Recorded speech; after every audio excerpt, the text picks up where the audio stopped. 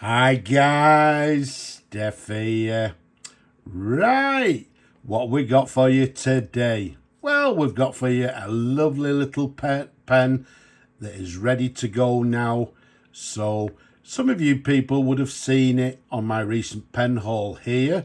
There you go, you can see it's a lovely little example. Just needs a little bit of TLC. Hey, hey, hey. And after that TLC, look at this lovely pen. What we've got for you here is a Waterman 51V fountain pen. And if I just take you up to the end of the barrel there, you can see it tells us it's a 51V fountain pen. And as you can see, it comes in this red hard rubber, and this pattern, some of you will know, some of you won't, is what we term as red ripple. A very sought after pattern.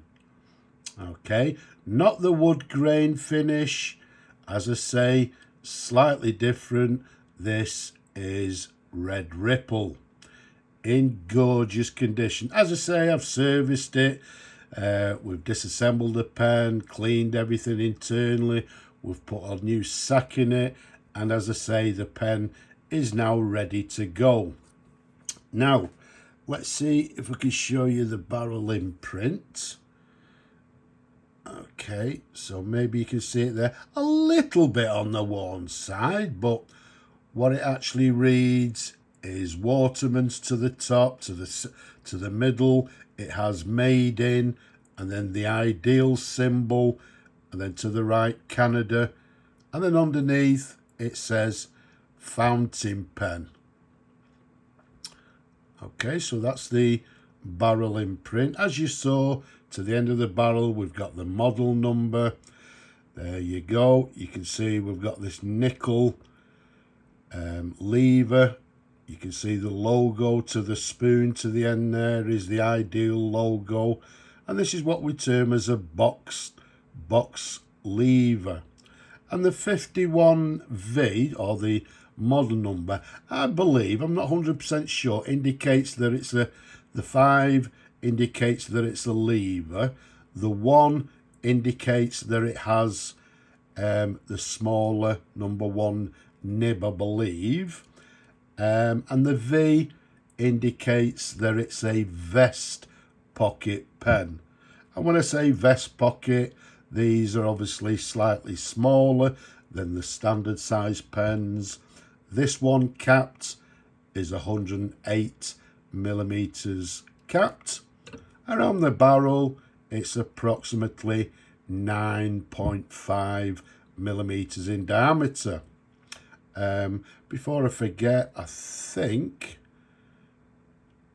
is it this one or is it one? No, it may have been another one. I thought it may have had an imprint to the cap as well. But while we're at the cap there, you can see there's no cap band on this particular model.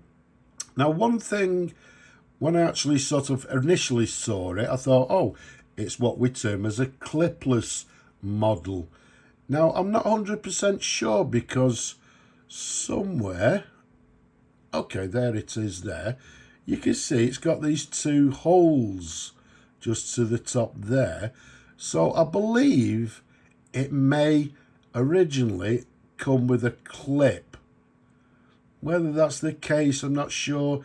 You can see it's got the breather holes to the centre there, but you can see these 2 little holes to the very top. So I believe it may have actually originally come with a clip. I have actually seen this model with a clip, so if that's the case, I'm not 100% sure. But even without the clip, it is still a gorgeous and quite a desirable fountain pen. I believe the 51Vs they're not very common. I've also read somewhere that they were actually made for or as a export model. Again, whether that's true or not, I'm not 100% sure. But let's take the cap off for you, show you the pen, numerous different angles, but all in all, even as I say, it's been fully restored, fully clean. It's in gorgeous condition. Okay, there's the threads. We've got the section, slightly concave, little ridge towards the nib there. And as you can see, as we said earlier, it's got quite a small nib. And again, maybe this is there's no number on the nib itself, but it may actually, as we said earlier, be a number 1 nib. Okay, but a lovely little nib there. Its imprint is Watermans Ideal, registered USA Pat Office, and then to the very bottom, made in USA. There's a sideways view for you. And then if we take you underneath, look at that. We've also got the red ripple feed underneath, which is correct for this particular pen. And as you can see, as always, because it's been disassembled, everything has been thoroughly cleaned.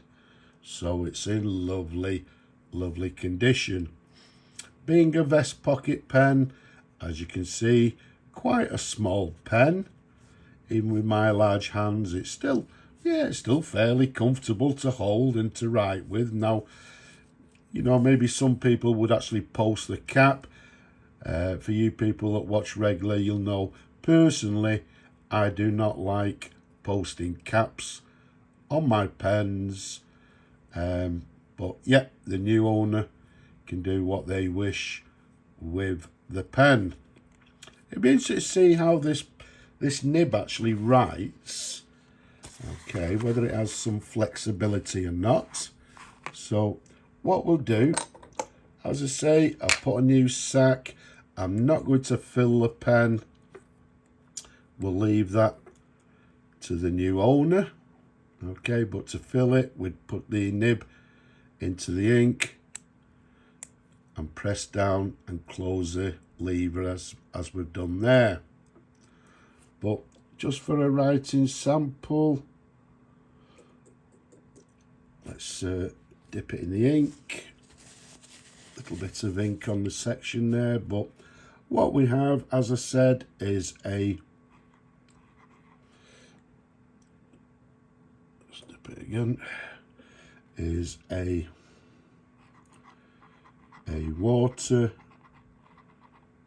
Watermans 51V, as we said, a vest pocket, and this one made in Canada and made circa 1920s, 1930s. It's writing very nicely indeed, and it feels a little bit springy, so yep, there we go, look at that.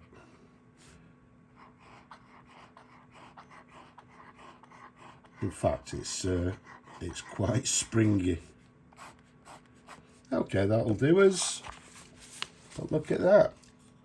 Writing, I would say, with a medium line, but with a downward stroke we can get a broad line. It's got a flexible nib, as you can see there, which has given us some nice line variation.